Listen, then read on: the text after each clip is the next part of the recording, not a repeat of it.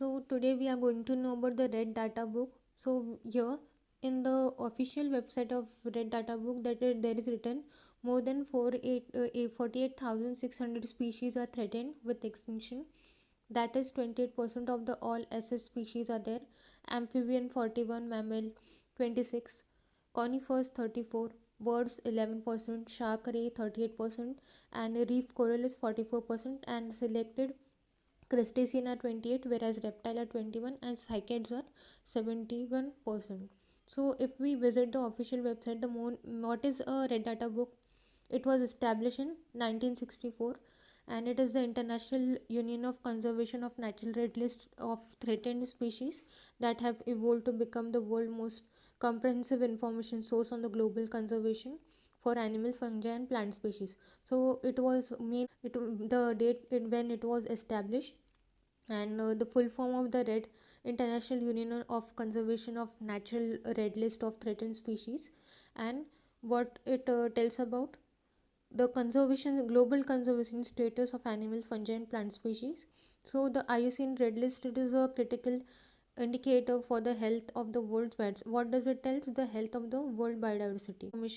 Now main important things in this is it is divided into 9 categories. So these 9 categories are very important, like not evaluated. The definitions which are given here, you can just read out and just learn it.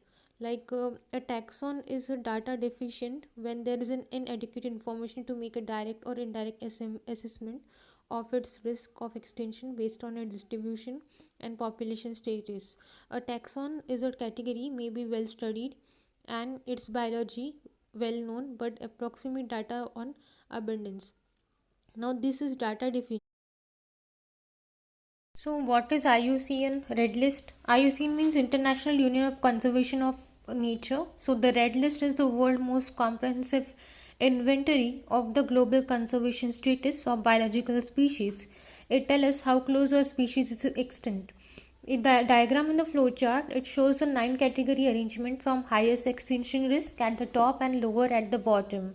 Understanding the structure of the diagram, here in the left side we can see all the species are first evaluated, then they are branched into 3 main pathways. The adequate data can be proper assessed, data deficiency is not enough information to assess, and not evaluated hasn't been assessed yet.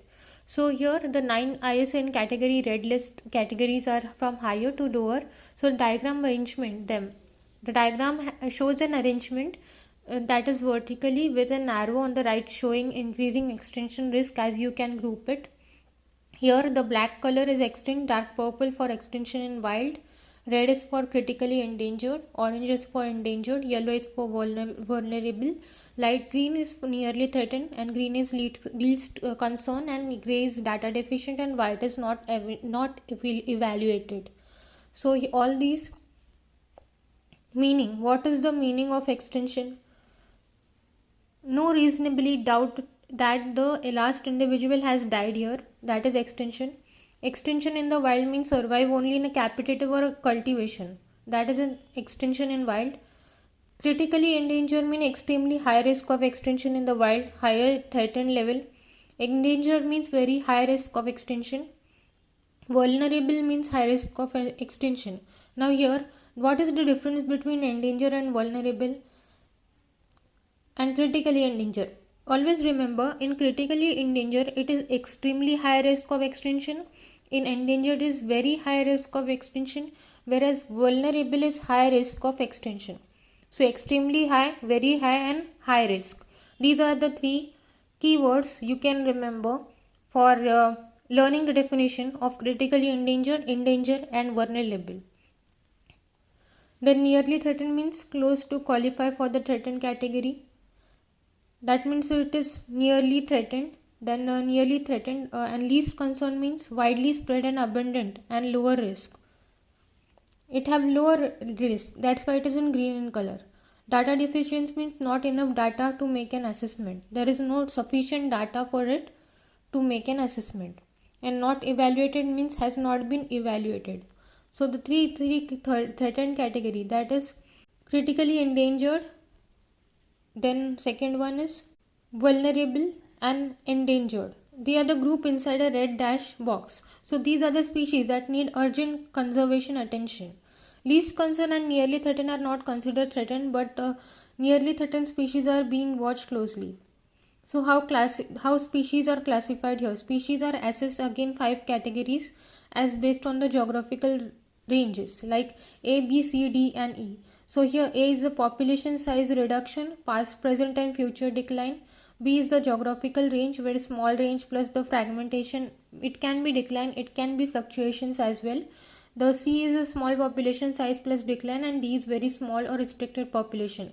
Whereas if we see the E1, that is quantitative analysis, where the population viability, it can show that the probability of the extinction analysis, and a species is placed in the highest category for which it is met any of these criteria. So it can be shown in various color like black, red, light green, green, gray, and white. So if it is a black or purple, it is already gone. If red and orange, it is threatened. That means that it is in the danger zone. Red or yellow, orange is threatened, whereas light green is almost threatened, and green is safe for now. And gray is, we don't know enough about it, and white is not yet checked. So this arrow on the right show extinction risk increasing as you move upward. So what are the advantages and disadvantages of the red data book? The advantages is that it helps in identifying the conservation status of the species like endangered or vulnerable. Then it is also helpful in estimating a population size and global extinction risk. It also provides a significant framework for prioritizing the conservation action and policies, and it is also helping in raising awareness, attracting funds, and guiding research and legislation, and support the monitoring of biodiversity trends over time. Whereas the disadvantages is like that, information is often incomplete in many species, about many species, especially insect, plants, microbes, and they are not assisted or updated. The data can be outdated or biased towards a well studied group, like example vertebrates, and the source documentation is sometimes limited, raising questions about the accuracy, and the listing of the species does not guarantee actual protection or funding. So in short, it is powerful global tool for conservation planning, but its effectiveness is limited by the data gaps, and the need for regular updates are needed, and it can be changed. The International Union of Conservation of Nature, it was established in 5 October 1948 in France, and the headquarters are in Gland, Switzerland. The type is non-governmental organization, international organization. The objective is to ensure natural conservation and sustainable use of natural resources. And in September 2025, IUCN officially recognized India's first Dugong Conservation Reserve. These are some of the important points. Thanks for watching. Do like, share, and subscribe BioMindscape.